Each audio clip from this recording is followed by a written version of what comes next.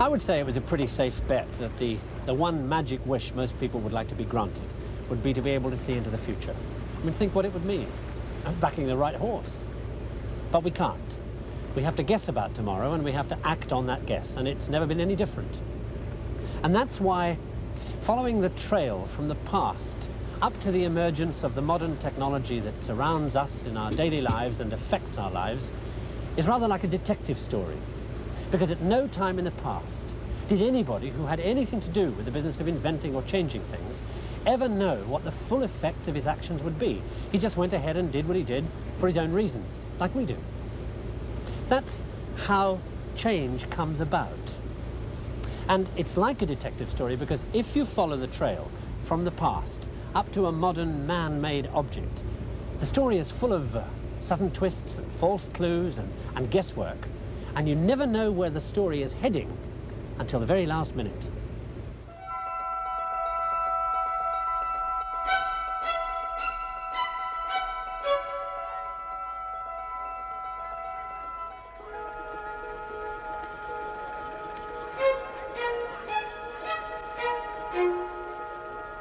This detective story starts in the Eastern Mediterranean, about 2,500 years ago. And it starts with a subject dear to most people's hearts, money. And because that's the way things go in history, it will end, as will all these programs, with something totally different. In this case, a modern-day invention that affects the life of every man, woman and child on Earth. Take yourself back, then, to a time when the Mediterranean was practically empty, when the ancient Greeks had only just turned up, and together with the Phoenicians and the Egyptians were about all there was, living in cities we would call villages. When, if you wanted to trade with somebody, it was a case of meet me in the market square and I'll give you my vegetables if you give me your cloth. You bartered because there was no such thing as cash.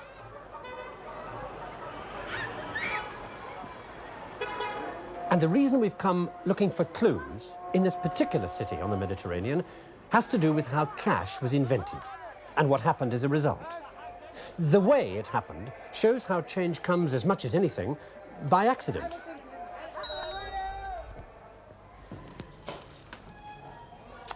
Sometime around 700 BC, in a place called Lydia, what is now modern Turkey, there was a river that washed gold down from the local mountains.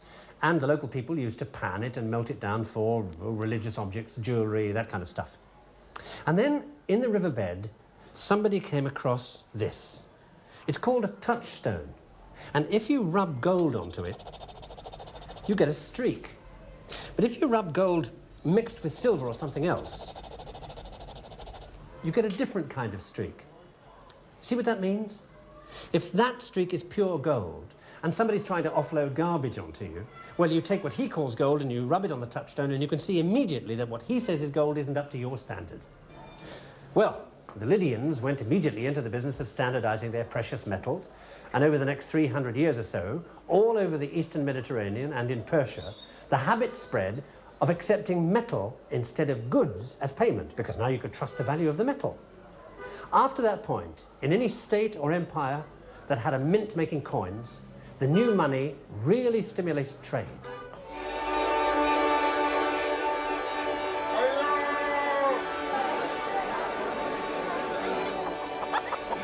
By the time Alexander the Great was running everything from India to Italy, his coinage was accepted everywhere, and his world was like one giant marketplace. Well, in 331 BC, he decided to build a big commercial center to handle the flood of goods crisscrossing his empire. This was it, named after him, Alexandria. You could do two things here: get very rich and get yourself the best education in the world. You see, Alexandria had a library. And what a library. Its opening hours went on for maybe 1,000 years. At its height, it had more than 500,000 books. And that was it. I mean, if it wasn't here, it wasn't worth knowing about. And then in the end, somebody burnt every single book. Nobody knows who. Fanatical Christians, fanatical Arabs. Take your pick. Religion at work. Left nothing. Well, almost nothing. Because the next clue in this particular historical detective story takes us down a hole. Of course, this was no ordinary hole. It led down to a kind of extra backup library. And since it wasn't above ground to be destroyed, it's still here. It's a real honeycomb of tunnels down here, like a literary rabbit warren. Now, all the books were stored and catalogued, just like we do today, according to subject heading, and placed in niches like these. Of course, being a big seaport, the main interest was in nautical things like maps, geography books, aids to navigation, that sort of thing. And they were all written in ink on papyrus made from slivers of reed stuck flat together, and they came out like this in the form of scrolls. Now, they got these scrolls either because the local scholars wrote them, or because they had a rather crafty law. You see, if you came to Alexandria on a boat and you owned a book, you had to lend it to the library to be copied. And sometimes the copies were so good, the owners went off with the fakes and the library kept the original. This is a copy of one of the library's bestsellers. Author Claudius Ptolemy, title All You Ever Wanted to Know About Calculation. 13 volumes, all the astronomy that was known at the time. One of the volumes was a star catalogue containing 1,022 stars. Look. Here's the name of the star. Here's the zodiac sign it's in, Gemini, Sagittarius. Here's where it is in that zodiac. Is it northern or southern hemisphere? How many degrees east or west on the sky is it? And how bright is it? Ptolemy did these squiggles about 150 AD. And they're one of the great examples of an idea ahead of its time. Because one of the ways this was to be used by sailors to open up the world, in a way you're going to see happening later in this program, wasn't going to come for over 1,400 years. And as for the sailors pouring in and out of Alexandria in Ptolemy's time, well, they just weren't interested in charts of the sky. Some sailing astronomers might have used them in order to find out their position. Because, you see, if the tables told you that at a certain time a star should be in that position in the sky, and you actually saw it in that position, you could work backwards, so to speak, to find out what position you'd have to be in order to see it at that different angle. But the sailors stuck to their maps and their winds. Because from the very beginning, they'd used ships with the kind of sail that makes it hard to get into serious navigational problems. A square sail that only takes you the way the wind's blowing, which is what they did right through the Roman period with bigger ships and richer cargoes. Until suddenly, around 700 AD,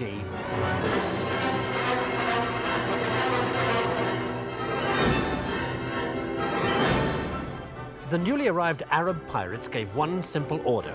Open your wallet and repeat after me, help yourself. You didn't, they took it anyway.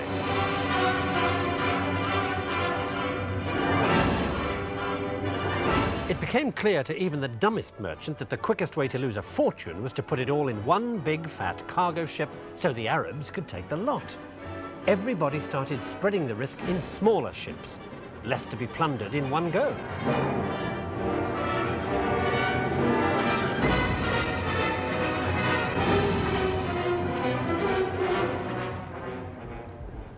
That switch to the use of smaller ships brought into general use something that would help Europeans colonize America centuries later. The very earliest picture we have of it comes from a manuscript written in the 9th century in Byzantium. It was a sail, the kind of sail that had previously only been used on smaller ships, and the kind of sail that you can find on a modern Arab dhow like this one today. Look at the shape. It's triangular. Now that is a lateen sail, and what you could do with the lateen sail was something you could never have done with the old Roman square sail. Look, suppose the wind is coming in this direction. With the lateen sail, you can sail in any direction right up until you're almost sailing against the wind on either side of it. So on a long journey, they would go take the wind from this side, then they would tack and take the wind from this side, then they would tack again and take the wind again from this side. Mind you, it wasn't something they enjoyed doing too much. I mean, look what it involves. Apart from the fact that with the ton of tackle you needed and a lot more crew to handle it, the worst bit came when the ship was just about to cross the wind, at which point you had to lift the spar right over the top of the mast. And doing that in rough weather was no picnic. Still, it was a lot better than going in the wrong direction.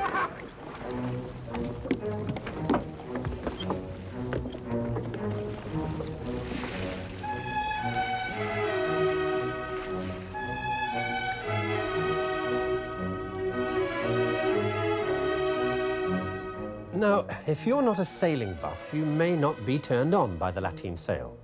But as you'll see, it means a great deal more to you than you might think. See, although it was nice to be able to zigzag everywhere, sailing like that wasn't the only thing that happened because of this canvas triangle. The lateen sail permitted one other thing. With it, you could leave port pretty well when you wanted to, without having to wait for a wind that was going in the same direction you were. Now, that meant you would leave port more often.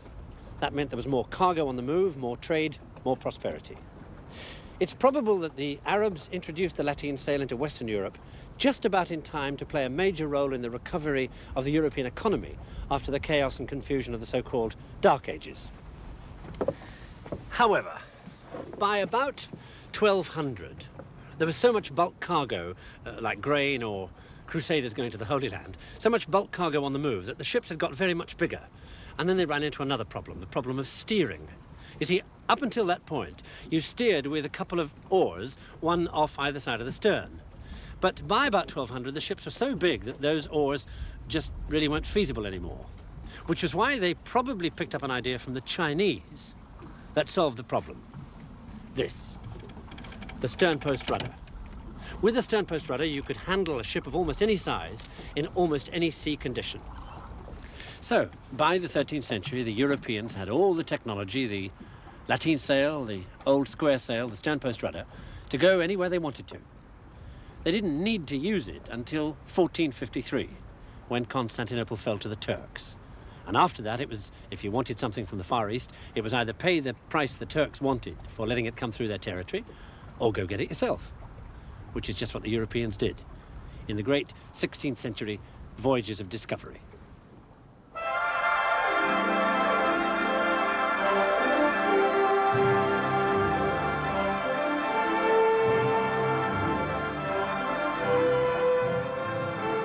And it was now that the mariners began to use those star charts prepared in such detail by Claudius Ptolemy 14 centuries before. This is the Golden Hind, the ship that carried Sir Francis Drake around the world. It's not unlike the earlier caravels that sailed with the great Portuguese navigators down round the southern tip of Africa, and then out across the Atlantic with Columbus in 1492. So, what was it about these ships that meant that you could sail them at will to the ends of the earth? Well, look at the rigging. Now, I know it looks like a confused mass of ropes, but if you look carefully, you'll see the old square sail there on the front mast. Now, some of these ships had one, some two, sometimes even three masts carrying the square sails. But on the back end, there was a mast with the familiar triangle shape of the lateen. And it was this mixture of sail that allowed you to cross an ocean anytime you wanted to. Look, here's Spain, and here's the northern part of Africa, and over here there's America and the Gulf, and then South America. Now, in the area here off the coast, you get winds going in all sorts of directions, very variable. So you use a lateen sail to tack yourself into a position where the steady northeasterly trade winds, which you can pick up on the square sails, will take you straight across the Atlantic. When you want to come home, you do the same thing the other way around. You tack through the variable winds until you pick up the westerlies, you put up the square sails, and the westerlies bring you all the way home.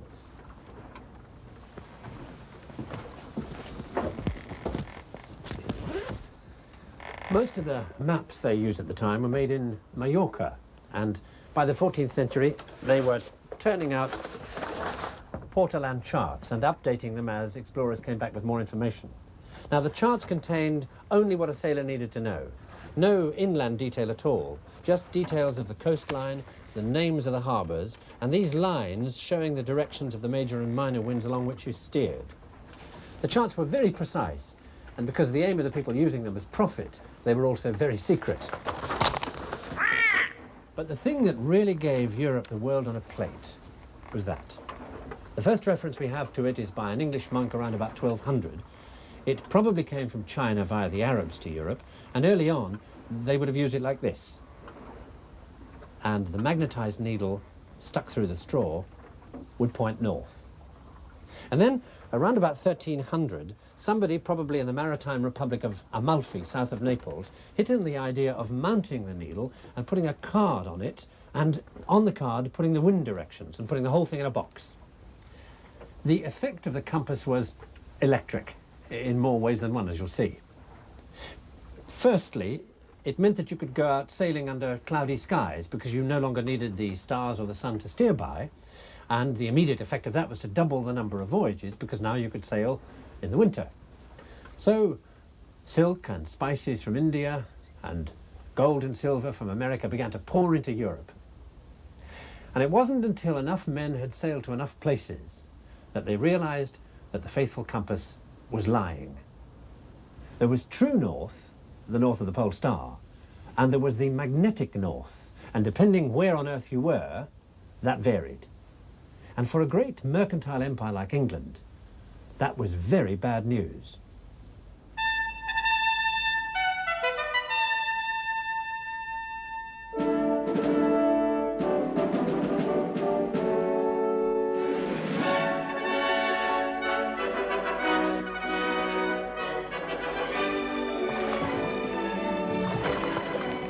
I suppose Shakespeare and the travel agents have done more than anybody else to give us our technicolor view of Elizabethan England, starring the Queen herself as a kind of swashbuckler in pearls.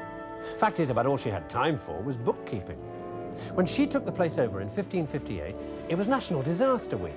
The money was worthless. There was no money. There was plague. The cities were packed and stinking. Elizabeth appealed to the decent English middle class with their healthy desire for prestige, power, fun and games, and cash. Soon, anybody who wanted to be anybody was on the make. And none more than that famous bunch of privateering sea dogs led by Drake, Raleigh and Hawkins, who sailed the Atlantic looking for new American trade opportunities for England, setting up colonies, knocking off Spanish galleons, and doing it all with a kind of gutsy disregard for convention that we describe today as criminal.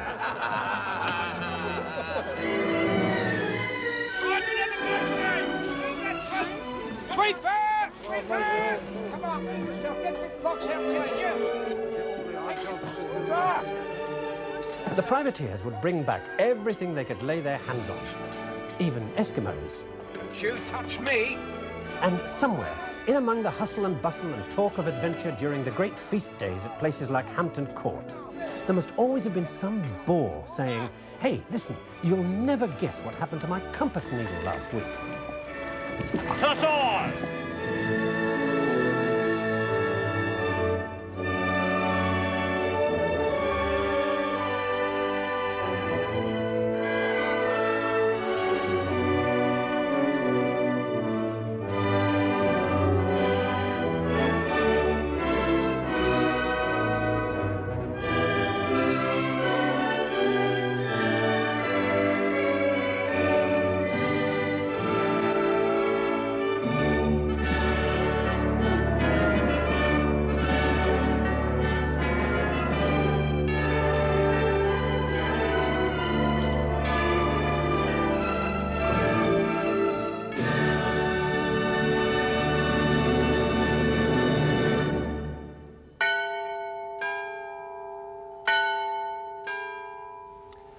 Now, the reason why all those pushy, ambitious, high-living, upper-middle-class Elizabethans gave a damn about which way a compass needle pointed was because there were fantastic profits to be had on overseas trade.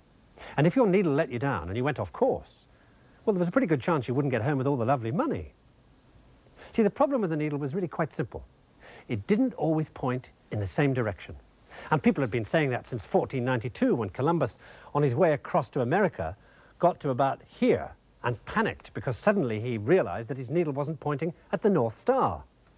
And then in 1580, when Sir Francis Drake got back from his round-the-world trip, with enough gold and jewels pinched from one Spanish ship on its way home from Peru to give his backers 4,700% profit, Well, it was obviously time to do something about it, because if his needle had let him down, look what they would have all lost. So in 1581, a compass maker called Robert Norman decided to look into the matter, and he did this. And he saw nothing happening, which was very odd. I mean, for a start, he said, if the needle is supposed to be attracted to the north, why doesn't it move to the north instead of sitting in the middle of the bowl doing nothing? Well, Norman's remarks attracted the interest of a certain William Gilbert, who wasn't a sailor, he wasn't a merchant. As a matter of fact, he was a well-heeled society doctor, eventually to become physician to the Queen. Now, like most other medics at the time, Gilbert knew a bit about magnetism because his profession was very much into metals. They had recently stopped an epidemic of syphilis by treating it with mercury in the form of mercuric oxide, this red powder. And magnetic metal was recommended for treating people with because it was supposed to bring the disease out of them. So, over a period of about 18 years, Gilbert went home at the end of every day and fiddled around with natural magnets made of lodestone. And since the name of the game was to find out why the compass needle varied as it went round the Earth, he made his little magnets in the form of the Earth. And when he'd got plenty of them ready, he started his experiments and brought anything he could think of in contact with his magnets, including, of course, a compass needle, which behaved exactly as he said it should. Wherever he moved it, the needle pointed at the north pole of his tiny magnet. So he reckoned that the Earth itself had to be a giant magnet with a magnetic north pole, and it was that the compass pointed at, not the North Star. What's more, he said, if you leave one of these things alone, it turns once in a day, and therefore the Earth must do exactly the same thing. And he said, if the Earth is a magnet, that's why what goes up must come down, because it's attracted. In 1600, he wrote down everything he discovered in a vast book, and in doing so, he set in motion a train of events that would one day lead to one of the most frightening bits of technology in the modern world. He called his book De Magnete, about the magnet.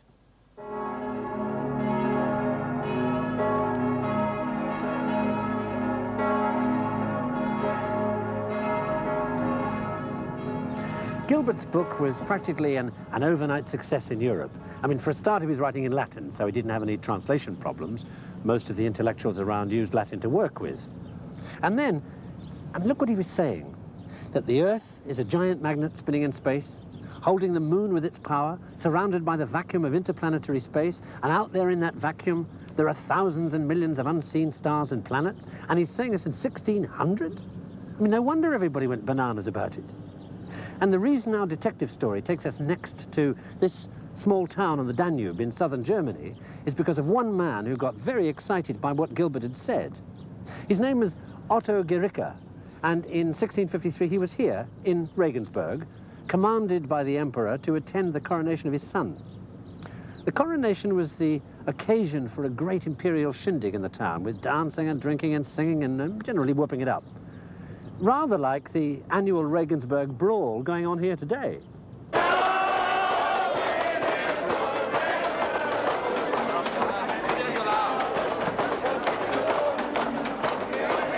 In Regensburg, some of the more meaningful traditions haven't changed a bit in hundreds of years.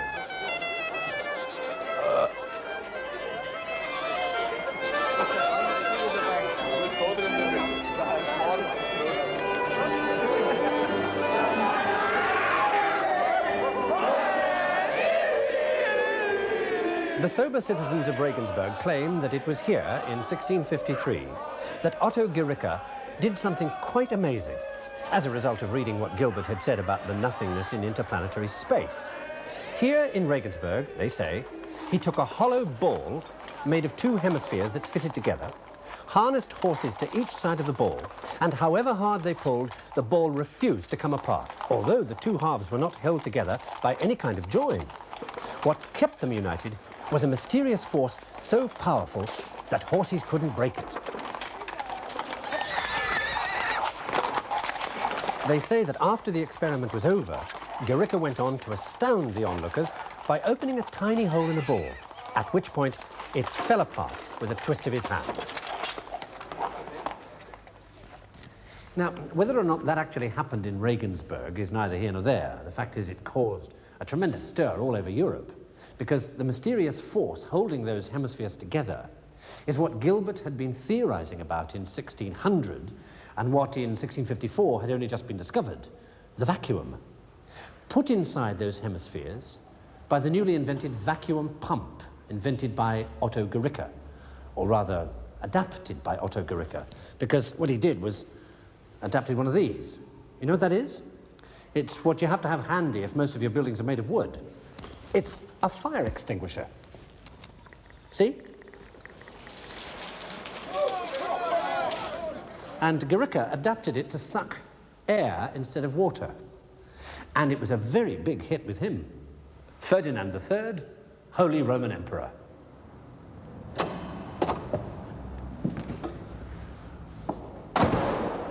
Ferdinand had taken the opportunity of his son's coronation to invite all the princes and bishops and barons and city representatives from all over Germany to come here to this Reichstag Hall for several months of discussions on things like taxation and war and economic policy. Now, they all sat in these benches, and Ferdinand, of course, being emperor, sat up there on his throne. Anyway, towards the end of the sessions in 1654, Ferdinand asked Otto Guericke, who was here because he was mayor of Magdeburg, if he, Guericke, would do some of the tricks that the emperor had heard he could do. And Guericke, in this hall, obligingly used his vacuum pump to make vacuums in glass spheres. And then he amazed the assembled company by showing them that mice suffocated in the vacuum, candles went out in it, if you rang a bell in it, you couldn't hear the bell, and all sorts of other goodies. Ferdinand was so tickled by the whole thing that when it was over, he asked if he could have all the apparatus. And being emperor, of course, he got it. Still, he did have the whole thing written up, which is how the rest of Europe got to hear about the vacuum pump. Guericke was a real dabbler, and he got very intrigued by one other thing he read in Gilbert's book, the bit about some substances like sulfur attracting things. So Guericke quite solemnly built himself this rather silly sulfur ball on a stick. And he spun it, and when he was spinning it, he rubbed it with his hand, like this. Now, the reason he did that is because he was looking for evidence of what we today would call gravity, why things stuck to the Earth and didn't fly off into space. So when he wrote this experiment up, he went into great detail about things like the ball would attract a piece of thread, and when the thread was in contact with the ball, the thread would attract things. Fortunately, he also mentioned something else about which he entirely missed the point. He said, if you spin the ball and rub it, and then take it out and hold it next to your ear, you hear a crack. And if you do it in the dark, the ball glows. Now, I said that was fortunate that he mentioned it because his half-interested comments kicked off investigation into why the crack and the glow occurred. And that turned out to be electricity.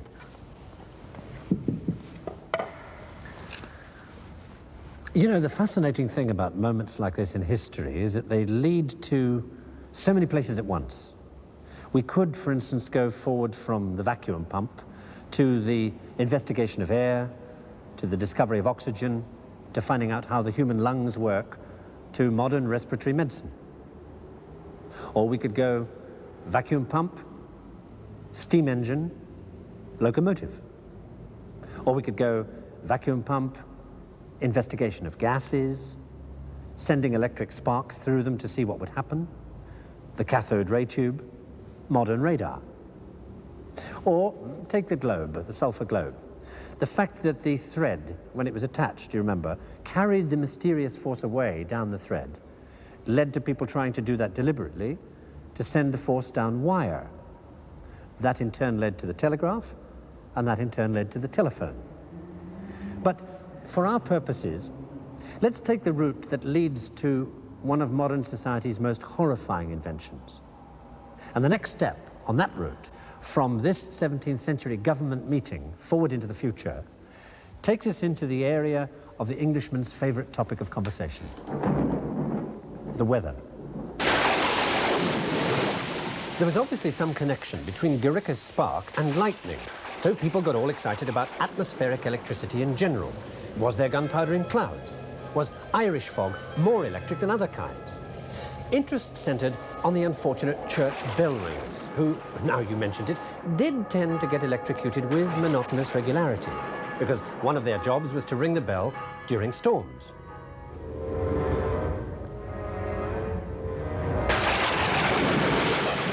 But lightning got taken really seriously only when they realized it was doing this little trick.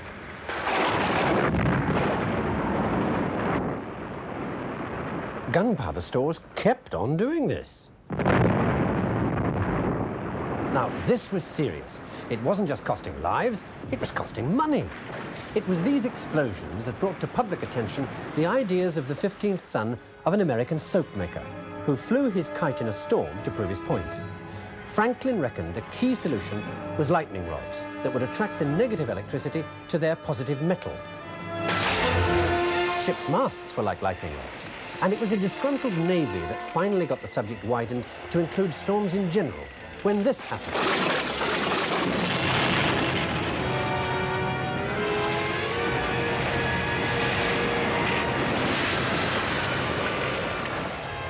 In an attempt to warn their ships of storms, the Royal Navy started taking weather reports from them, as well as readings from their barometers. When the first of these collections was put together in 1861, they had the world's first weather chart of an Atlantic depression, looking remarkably modern. On land, the same thing started with stations reporting via the new telegraph. Now, fortunately, all this seriousness was tinged with some of the peculiar insanity of the period by the eagerness with which people now took to an amazing new invention, described just after it came out as infinitely the most extraordinary and magnificent discovery, perhaps since creation. Now, you may feel that's a bit exaggerated, but you can understand why people got so very light-headed about it. It's one of the symptoms you suffer from when you use it.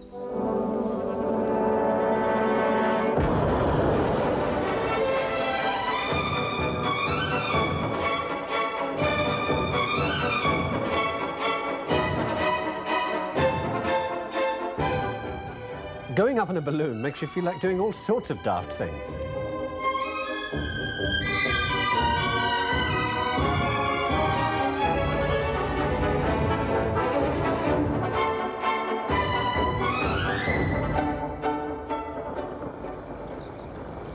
By the middle of the 19th century, the balloon enjoyed the same kind of reputation the back seat of the motor car did in the 1940s. It was rather often used for purposes for which it had not been originally designed. I mean, Frenchmen in particular would cruise along with their girlfriends, dropping empty champagne bottles on the gaping peasants below, and returning to Earth to announce their engagement.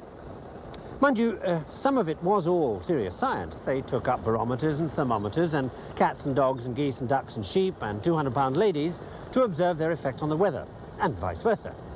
And these intrepid pioneers enjoyed all the privileges of going to high altitude without oxygen, bleeding at the ears and eyes, nausea, vomiting, swelling of the head, and passing out. Mind you, in spite of all that, they did learn things they never would have if they'd stayed on the ground, like the temperature does not decrease steadily as you rise in the sky, and nor does the air pressure. Some of them stayed up for days, drifting along, enjoying the view, dropping notes by parachute that never seemed to say much other than everything going remarkably well, including those who were never seen again.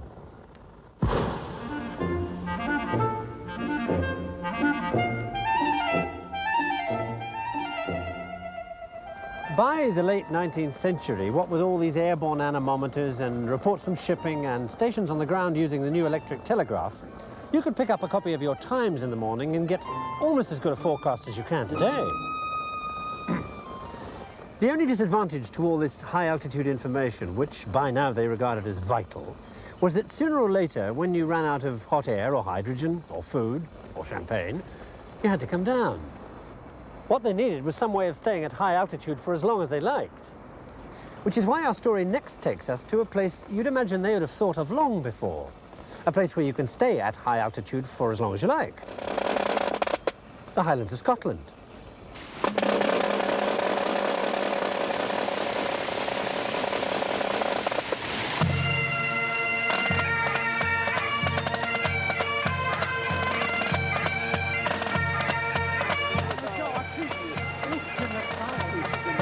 On October the 17th, 1883, this ancestral home at the bottom of a mountain was the venue for a get-together by the cream of enlightened Scottish gentility to mark the grand opening of a new weather station on top of the highest highland in the Highlands, Ben Nevis.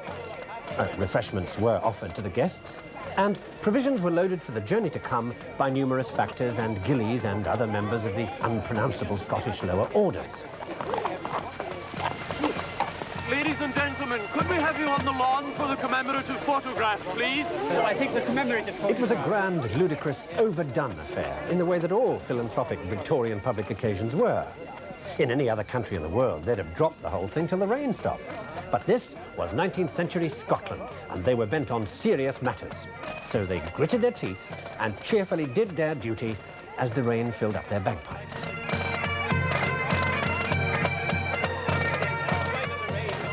After all, was the whole thing not being recorded for posterity?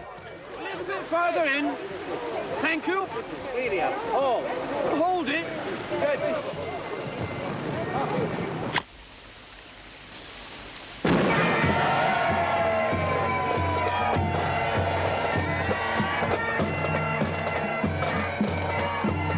The really nice thing about what science did to the Victorians was that it made them all lunatic in the same way. So the townspeople of Fort William also did their duty as the procession passed, by getting soaked and waving silly flags as they were supposed to.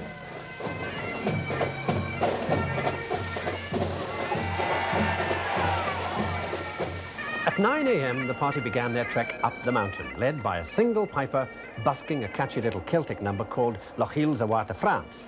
Why, I've never been able to find out. And the rain obligingly turned to sleet, so everybody could have what one was supposed to have when doing one's duty, a thoroughly rotten time.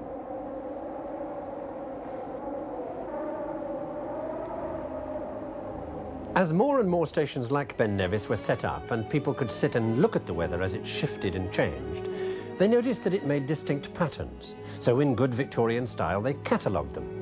And in the 1890s, came up with an official international cloud atlas, which gave clouds the names by which they're known today.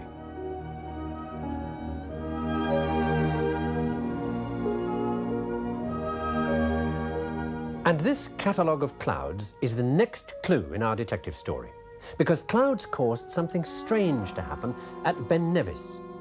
You see, from the moment it opened, the station observers worked 24 hours a day.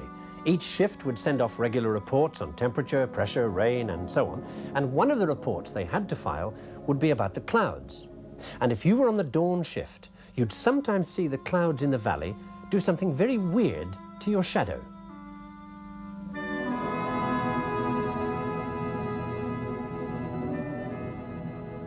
This is called a glory, and the strange thing about it is that the colours that appear in the halo don't appear in the order they do in the rainbow, but the other way round.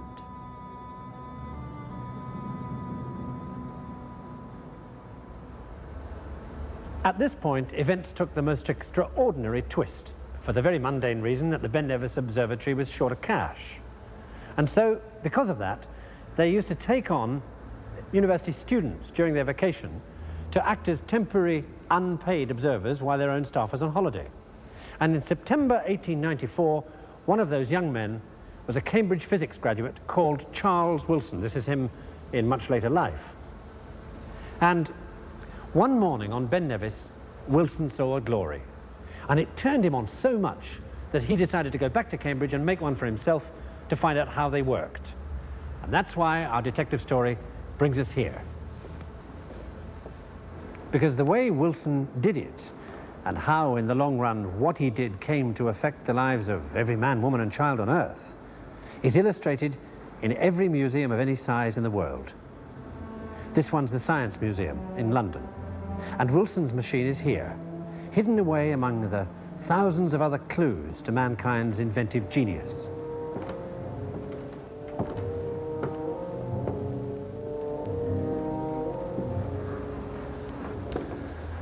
You know, considering the amazing thing it was to help give birth to, Wilson's machine is really a rather unimpressive-looking object.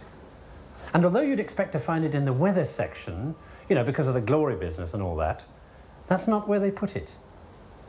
Usually, the first thing you see is what the machine actually did. Take a look in here. See those tiny cloud formations?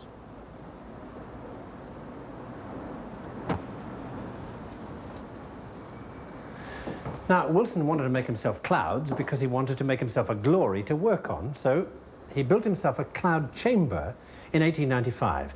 This is a later version, but the principle's the same. Here is a sealed glass container, and fitting into the container below it, there's a piston inside that cylinder there, and underneath the piston there's a gap, and leading from that gap is a tube through to this container in which there's a vacuum. Now, if you open the valve on that tube, the air underneath the piston whistles in here to fill the vacuum. That causes the piston to be jerked down very fast. And then this air up here has more space to fill, which it does, so it gets thinner, so its air pressure drops, and clouds form in here.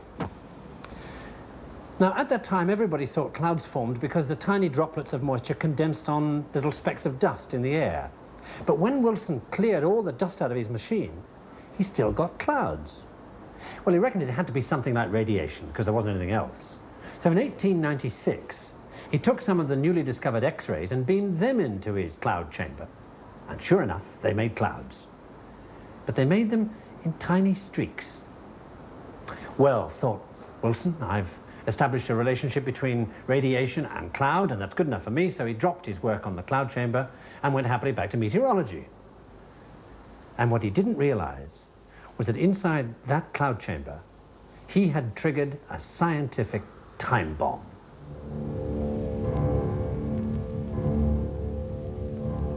Over the next few years, Wilson, the magic cloud maker, got really turned on by really bad weather, and in particular thunderstorms, and in very particular, the situations where things got really spectacularly bad. And so he was to be seen risking life and limb by poking his instruments as close as possible to gigantic lightning strikes in order to find out how much power they gave off.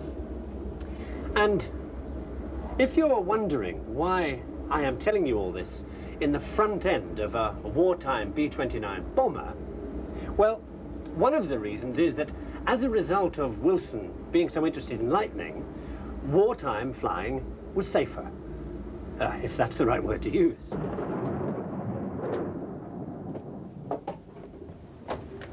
You see, when he found out what lightning was doing, he promptly told a friend of his called Edward Appleton.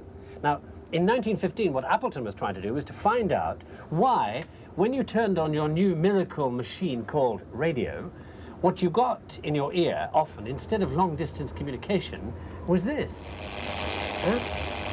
So Appleton decided to take a look at what the atmosphere did to radio waves, and in 1924, he finally shot some radio waves up in the sky, whereupon they promptly bounced back down again to the Earth. So he measured how long it took them to bounce back, and he said, hey, listen, there is a layer of something 100 kilometers up there, I know because I measured it, that reflects radio waves. Now, all this measurement bit may seem just a touch dull to you, but it was music to the ears of another weatherman called Watson Watt, who at the time was trying to find out if he could use radio to locate storms, which of course now he could do. So he did it by using two radio transmitters, so that one would tell you a storm was in that direction, so many miles, and another would tell you it was in that direction, so many miles, and so you knew where the storm was. Okay, I hear you say, what has this got to do with an obsolete wartime bomber? Well, all this radio wave super scientific stuff got the military very worked up. And in 1935, the British Air Ministry asked Watson Watt if he could make them a death ray, you know, destroy enemy planes in the sky. No, he said. But if radio waves will bounce off storms, they'll also bounce off aircraft. So what about me giving you something that helps you find enemy aircraft in the sky, tell you how far away they are, and in what direction? We could call it radio detection and ranging, or RADAR for short. We could also get the returning echo from the aircraft to cause a beam of electrons going down a cathode ray tube to make a blip on a screen that had a range scale on it, so you could see the aeroplane and you could see where it was. Great idea, they said. And this was the result. The radar that was used during the Second World War. Today, because of radar, your holiday jet gets to its destination in safety, missing the storms and other holiday jets. And so we come almost to the end of our detective story. You remember how it all started 2,700 years ago when the touchstone told you could trust somebody's gold? And how that got all the merchants racing around the Mediterranean and up to Russia and out to India? And how at the great trading port of Alexandria, the star tables got written, but not used by navigators, until a new sail and rudder got things moving again in the Middle Ages, by which time they knew where they were going, thanks to the compass, which, however, let them down. So William Gilbert tried to find out why, using his magnetic models of the Earth, that attracted everything. And how Guericke in Regensburg got so excited by attraction, he tried a spinning sulfur ball. And how the sulfur ball caused sparks and got everybody into atmospheric electricity and the weather. And how, at the weather station on Ben Nevis, Wilson decided to make his cloud chamber, then got interested in storms and helped to make radar happen. I said we were almost at the end of our detective story. Not quite. The other reason we're on board a B-29 is because one of those bombers also carried the other child of Wilson's cloud chamber. Do you remember I told you that he'd set off a scientific time bomb? Well, he did that because back in 1911 he took this photograph of his little cloud streaks and he showed it to a physicist called Ernest Rutherford, who said, "My God, do you know what that is? That is a photograph of radiation particles knocking bits off an atom. And that means we can see what we're doing when we try to split the atom." So Wilson's photograph made it infinitely easier to produce a modern invention that helps us to cure one of the most deadly diseases known to mankind, or if we choose, to wipe out all life on the face of the Earth. That invention was dropped by a B-29 at 9:15 on a sunny August morning in 1945 on Hiroshima. It was the atomic bomb.